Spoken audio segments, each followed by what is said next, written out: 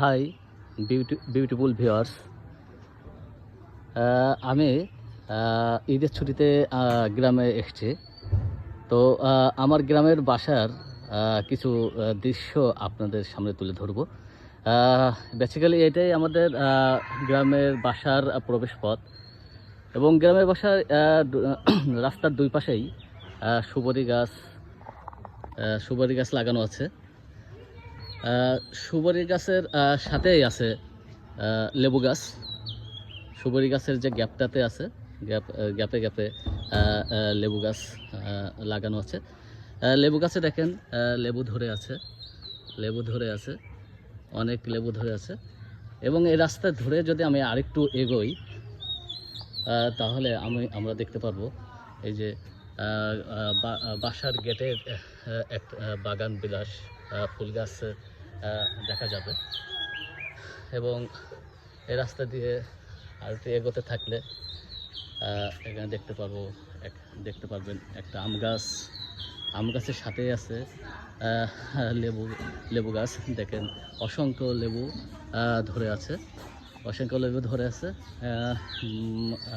বাসার আঙিনার অর্ধেকটা জায়গা জুড়ে আছে লেবু গাছ। এবং লেবু গাছের ওই পাশে যদি আমরা আরেকটু এগোই, ওখানে আমরা দেখতে পাবো রূপালি গাছের একটা গাছ। কি সুন্দর দেখেন, আমটা ধরে আছে। এবং আমি যদি বাড়ির ফুল ভিউটা আপনাদের সামনে তুলে ধরি, তাহলে এটা আমাদের হচ্ছে পৈতৃক ভিটা। এই বাসাটা 12 শতকের উপরে স্থাপন করা আছে।